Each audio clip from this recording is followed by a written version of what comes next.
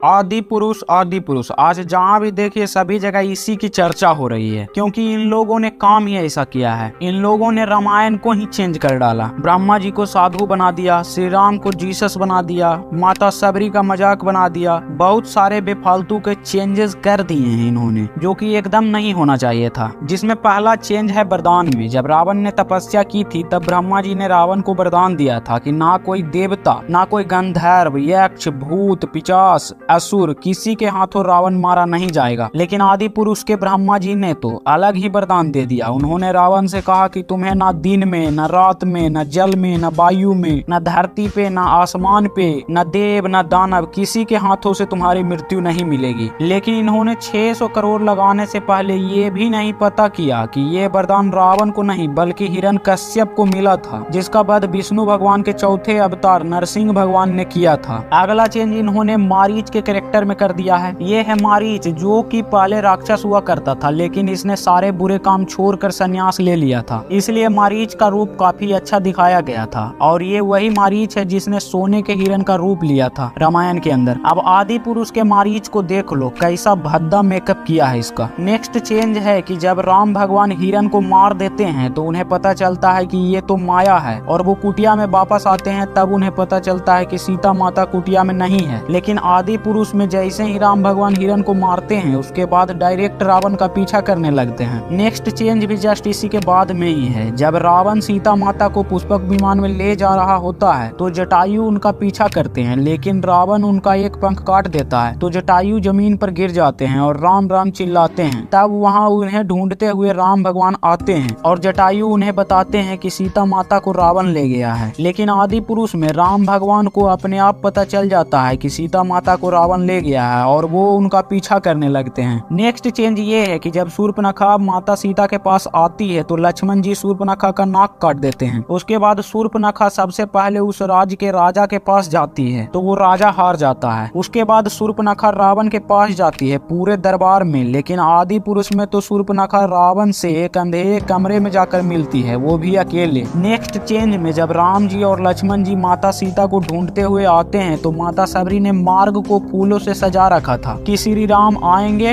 और श्री राम आते हैं और माता सबरी से उनकी मुलाकात होती है, जहां श्री राम माता सबरी के झूठे बैर को खाते हैं। लेकिन यहाँ इन लोगों ने ये दिखाया है कि माता सबरी खुद चलकर श्री राम के पास आती हैं। उसमें भी लक्ष्मण माता सबरी पर तीर साध देते हैं और बोलते हैं कि अपना परिचय दो, नहीं तो मरने के लिए तैयार हो जाओ। और तो और बुढ़िया भी बुलवाया जो अलग। नेक्स्ट चेंज है जब बाली और सुग्रीव लड़ते हैं तो पहली बार में राम भगवान दोनों में से कौन बाली है नहीं पहचान पाते हैं, इसलिए सुग्रीव अपने गले में पुष्प की माला पहनकर अगले दिन फिर बाली से लड़ने जाते हैं। तब राम जी बाली का वध कर देते हैं। लेकिन इस आदि पुरुष में तो ये फाइट एक ही बार करवाते हैं, वो भी बॉलीवुड की घटिया लॉजिक के साथ। बड़े बड़े पत्थर फेंके जा रहे हैं, कोई इधर भाग रहा है, कोई उधर भाग रहा है, सुग्रीव किसी को बचा रहे हैं, उसी बीच बाली पर राम भगवान तीर चला देते हैं। नेक्स्ट चेंज तो और भी घटिया है। जब हनुमान जी को अशोक वाटिका से मेघनाथ बंदी बनाकर लाता है तो रावण दरबार में बैठा होता है, जहां सभी मंत्री अपना अपना विचार प्रकट करते हैं। लेकिन आदि पुरुष में तो